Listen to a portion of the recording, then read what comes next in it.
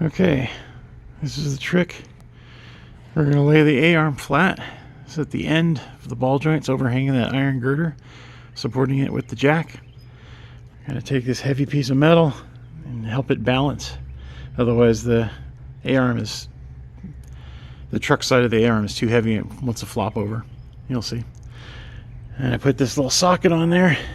What it does is it's bigger than the bolt on the ball joint. And what that does is it gives it a little floppiness and a universal fit. So no matter what angle I hit it with the hammer, the BFG, it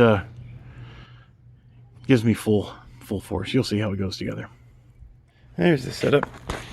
Got that piece of weight just keeping it from flopping around. I've got this. The ball joint's very loose and bad ball joint, so it wants to flop around. But then that striker point is just to, like I said, help interface the force of the blow at a better angle.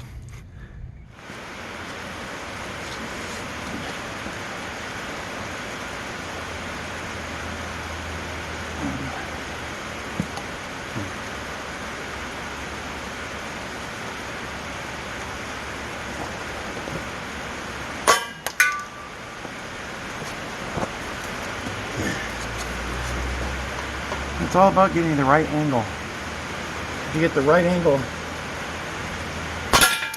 there you go. And if you weren't smart enough to take these nuts off when the A-arm was on the vehicle, you need to hang on to them somehow. The bottom of this vise has pipe jaws.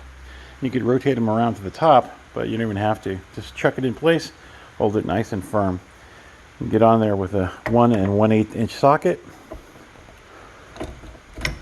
and a very long breaker bar, and go to town. Don't expect it to come off easy. As you can see by the little dimples in the rounded shoulder, this is a deformed lock nut. It doesn't need a washer or anything else to grip with a death grip on those threads. It won't vibrate loose. But they don't come off easy either. You got to put the torque on them.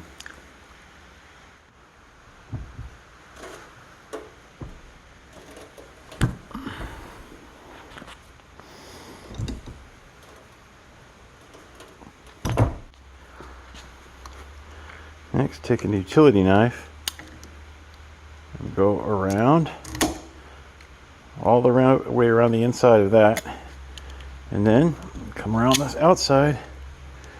Slice all the way around and all the way down. And what we're going to do is then we're going to use a screwdriver. We're going to pry this rubber out. Snap forward to the feature here.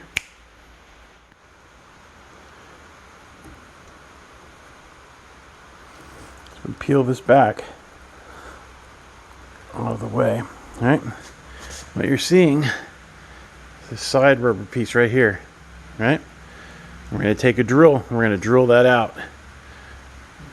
And that drills all the way through this metal bushing and then the shoulder on the shaft. We don't want to damage the shoulder on the shaft, so what we're going to do is limit our drilling to the rubber right around here. This metal cup comes out and is replaced, so we can damage the limit daylights out of that. It doesn't matter. We're just going to get that shaft out intact.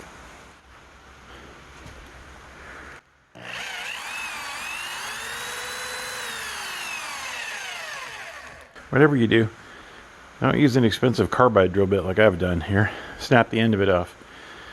This is one of those times that Pittsburgh, Chicago harbor place is in order. Get yourself a cheap drill bit. Drill out these rubber bushings. See what I mean? Rip the carbide off right in there. Cheap drill bit, guys. But this rubber comes out easily at this point. You'd be surprised at the stresses that are in there. When you get part of the rubber out, this whole shaft will snap over to the side.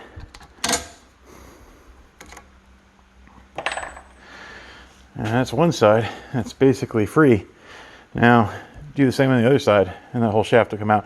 Or you can choose to just put a nut on it, a couple of light taps with a hammer, and pound the other side out.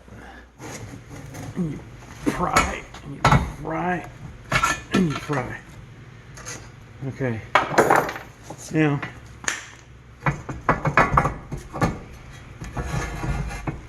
it's completely loose, and this comes off.